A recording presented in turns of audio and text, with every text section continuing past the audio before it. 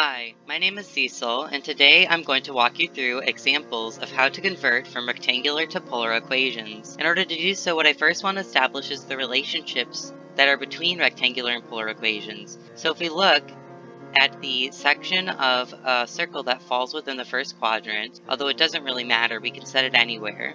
If we look at some point that we're going to label as x, y, it's going to be a distance of r from the origin, and so our horizontal component will be x, and our vertical component will be y.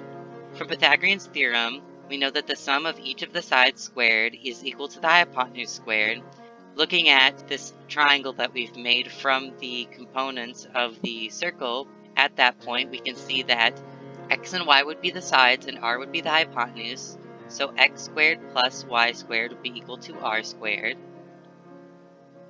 Next, we're going to look at the relationships in terms of cosine of theta, sine of theta, and tangent of theta.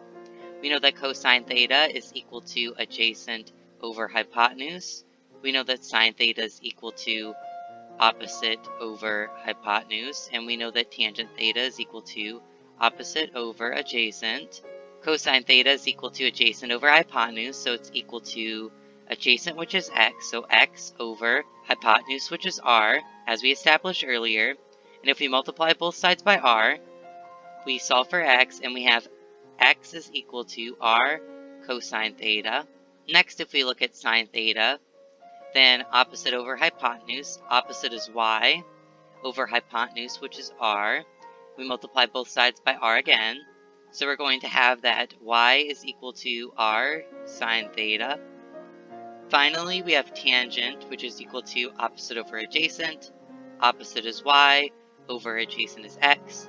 So tangent of theta is equal to y over x. Now looking at our examples, for our first example, we have x plus y is equal to 3. And we're going to follow a similar methodology for each of them.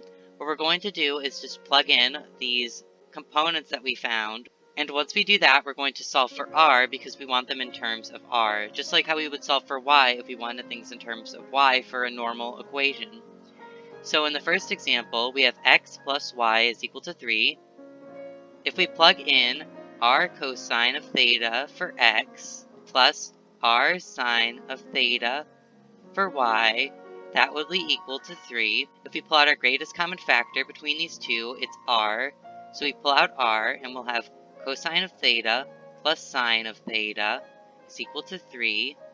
And we can divide both sides by cosine of theta plus sine theta in order to solve for r.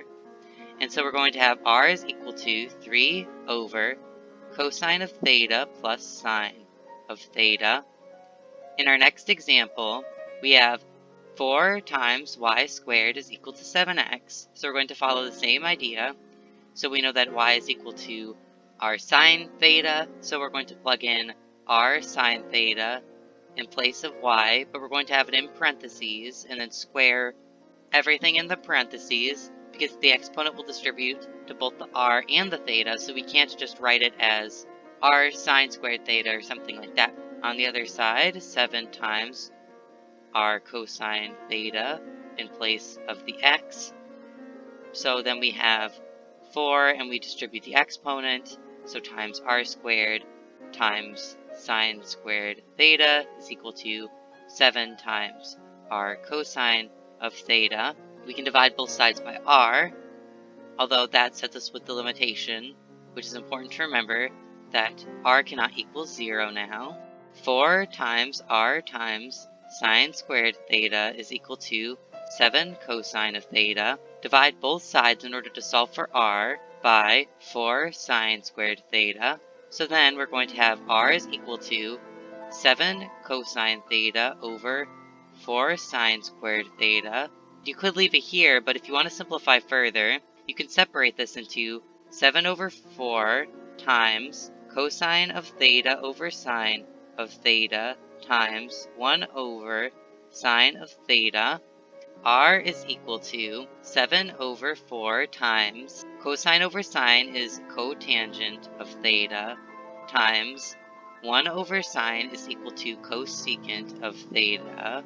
And so for our final answer, r is equal to 7 over 4 times cotangent theta times cosecant theta. For our last example, we have x cubed plus x squared times y is equal to 8. So if we do the same thing, we plug in r cosine theta for x, and then put that in parentheses, and that's going to be cubed, plus r cosine of theta, again in parentheses, and then square it, times r sine theta in place of y is equal to 8. So we distribute the exponents, and we're going to get r cubed cosine cubed theta plus r squared cosine squared theta times r sine theta is equal to 8. If we simplify, r cubed cosine cubed theta plus r cubed cosine squared theta sine theta is equal to 8. Then the greatest common factor we can pull out of both terms is r cubed cosine squared theta multiplied by cosine theta plus sine theta, which is equal to 8. Now we're going to want to divide both sides to solve for r, so we're going to divide off sine squared theta times cosine theta plus sine theta, and we're going to have r cubed is equal to 8 over cosine squared theta times cosine theta plus sine theta.